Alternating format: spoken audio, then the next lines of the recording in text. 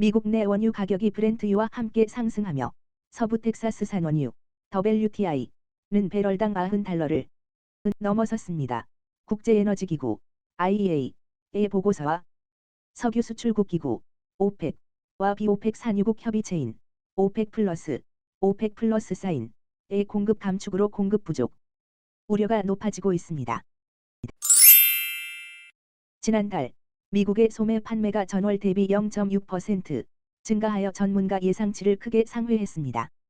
이는 7월에도 소매 판매가 증가한 후 8월에도 이어진 결과입니다. 이 증가는 휘발유 가격 상승에 영향을 받았으며 소매 판매는 미국 경제 건전성을 평가하는 중요한 지표 중 하나입니다. 미국 8월 생산자 물가지수 PPI 상승률이 2달 연속 상승했습니다. 미 노동부에 따르면 8월 PPI는 전월 대비 0.7% 상승하여 전문가 예상치를 뛰어넘었습니다. 에너지와 식품을 제외한 핵심 생산자 물가도 상승했으며 전년 동월 대비 상승률은 높아졌습니다.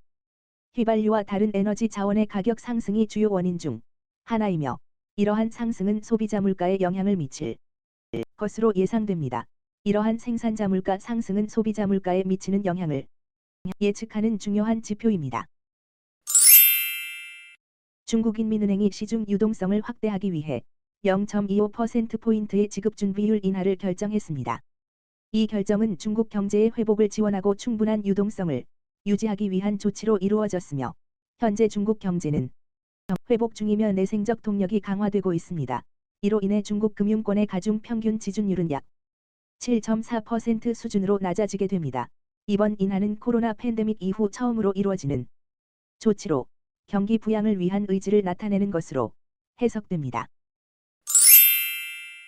유럽연합 EU 이 중국산 전기차에 대한 보조금 조사를 진행하겠다고 밝힌 데 대해 중국 자동차 업계와 관영 매체가 반발하고 비판하는 상황이다.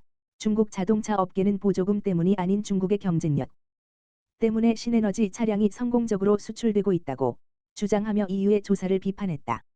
EU는 중국과의 공정한 경쟁을 강조하며 보호무역 정책을 채택할 경우 유럽 경제에 부정적 영향을 미칠 것으로 경고했다.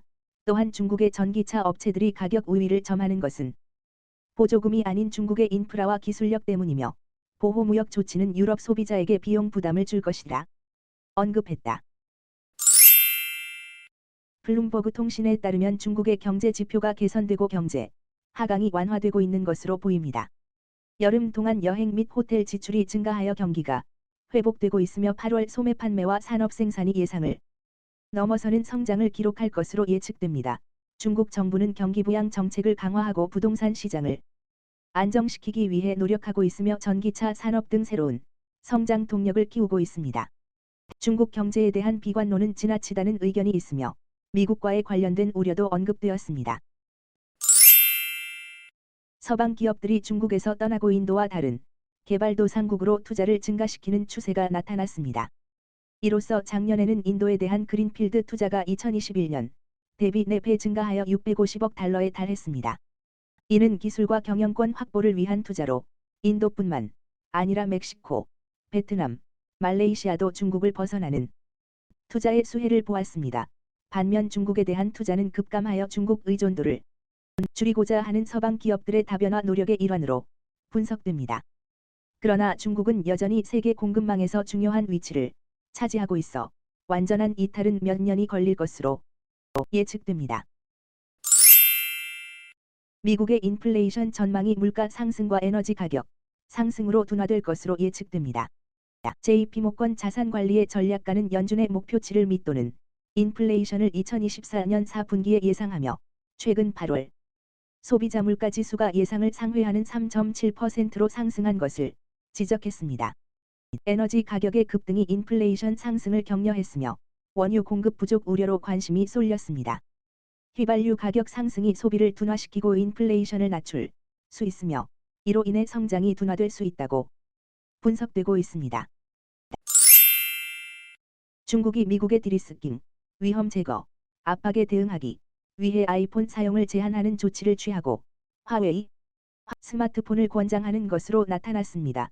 이로 인해 미국의 아이폰 제조사인 애플은 중국 시장에서 어려움을 겪고 있으며 중국에서는 화웨이 스마트폰을 선호하는 애국 소비 운동이 봉쇄를 뚫고 확산하고 있습니다. 미국은 중국의 아이폰 배제를 보복으로 간주하며 디리스킹 정책을 유지하면서도 위기를 관리하려고 노력하고 있습니다. 중국과 미국 간의 경제 전쟁이 계속되고 있으며 양국의 대응 전략이 주목되고 있습니다. 인도와 러시아가 극동 블라디보스토크와 인도 남동부 첸나이를 연결하는 무역 항로를 조기 개설하기 위해 노력하고 있습니다.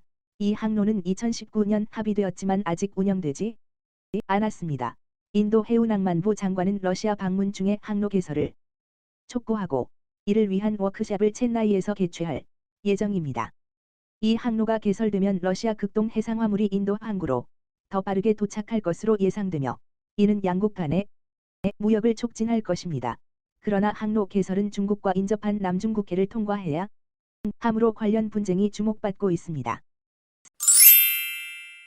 중국은 경제 침체로 소비가 부진하던 중에 국경절 10월 1일 연휴 기간 동안 소비 회복 조짐을 보이고 있습니다. 중국 최대 온라인 여행사인 트립닷컴에 따르면 국경절 연휴에 중국 내 여행 상품 예약이 작년 대비 5배 이상 증가했습니다. 항공권과 숙박업소 예약도 크게 늘어났으며 국경절 연휴가 다가올수록 여행 수요가 계속 증가하고 있습니다. 특히 국내 여행 상품 예약은 2019년 수준을 넘어선 것으로 나타났으며 장거리 여행 수요도 증가하고 있습니다. 중국 내 인기 여행지는 베이징, 시안, 청두, 충칭 등이며 해외 여행지로는 홍콩, 태국, 한국이 인기를 끌고 있습니다. 이복현 금융감독원장이 해외 투자 설명회에서 국내 금융시장의 접근성을 높이겠다고 밝혔습니다. 그는 한국 정부가 금융시장과 산업에서 개방성을 강화하고 있으며 글로벌 투자자의 국내 금융시장 접근성과 투자 편의성을 개선하고자 노력하고 있다고 언급했습니다. 이를 위해 국채투자 비과세 조치와 국제예탁결제기구의 국채통합계좌 구축을 추진하고 배당 제도 개선 및 국제표준 재무 공시 확대도 진행 중이라고 설명했습니다. 또한 외환 제도와 시장 인프라를 개선하여 외국인 투자와 금융사의 국내 영업 환경을 향상시키고 한국 금융의 안정성을 강조했습니다. 미국 자동차 노동조합 UAW 이 임금 협상이 결렬할 경우 파업을 고려하고 있으며 UAW 측은 새로운 제안을 거부하고 파업을 확대할 계획입니다. UAW는 임금 인상과 일자리 감소 대책을 요구하고 있으나 자동차 회사들은 이를 비현실적이라고 주장하고 있습니다. 파업 가능성으로 인해 자동차 산업에 대한 우려가 나오고 있으며 파업이 지속될 경우 비용이 크게 증가하고 공급망의 혼란을 초래할 수 있습니다. 미국 대통령 조 바이든은 양측의 합의를 이끌어내라고 요청하고 있습니다.